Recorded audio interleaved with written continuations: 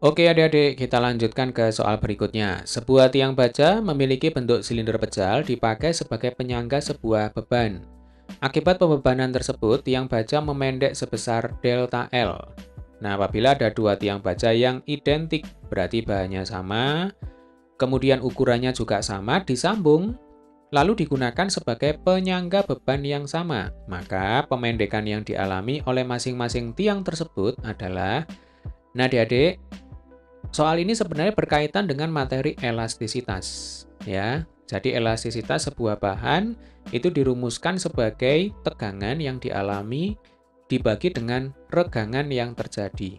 Ya, jadi stres dibagi dengan strain, tegangan dibagi dengan regangan, begitu singkatnya, ya. Kalau tegangan itu simbolnya adalah sigma, kalau regangan itu simbolnya adalah epsilon, ya. Bedakan dengan E, ya. Kalau E itu adalah elastisitas. Nah, sambil kita mengingat materinya, yang namanya tegangan, itu rumusnya adalah F dibagi dengan A, ya. Jadi rumusnya sama persis seperti tekanan. Gaya dibagi luas penampang, nanti satuannya Newton per meter persegi. Sementara kalau regangan atau strain, nah itu rumusnya adalah delta L dibagi dengan L0, ya. Jadi perubahan panjang bahan dibagi dengan panjang bahan mula-mula.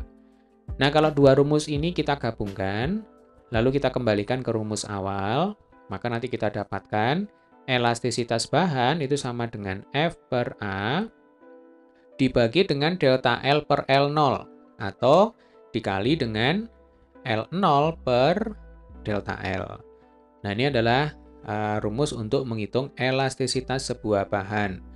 Nah, adik-adik, perlu kalian ingat bahwa yang namanya elastisitas bahan itu hanya dipengaruhi oleh jenis bahannya. Ya, jadi kalau bahannya sama, maka nanti dapat dipastikan elastisitasnya juga memiliki besar yang sama, nilainya sama. Ya, oke, kita kembali ke soal. Nah, di sini ada dua keadaan. Keadaan awal, keadaan satu, begitu ya.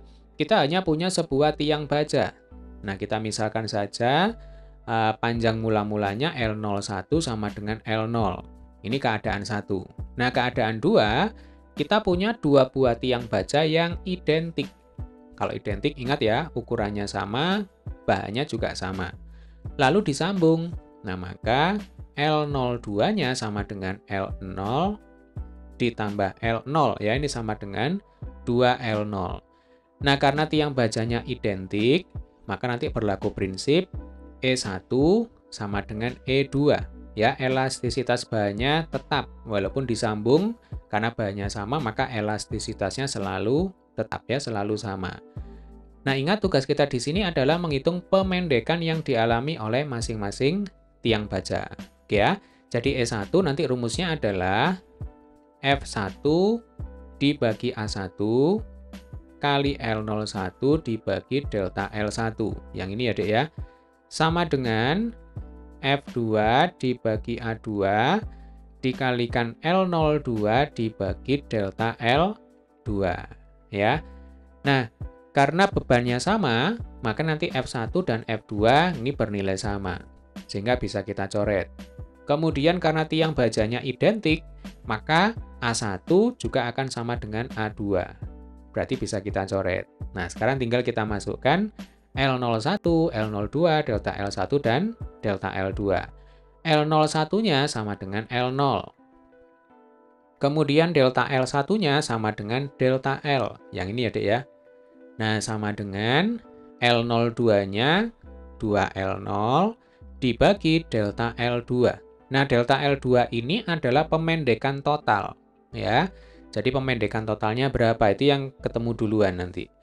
Nah, L0-nya di sini bisa kita coret.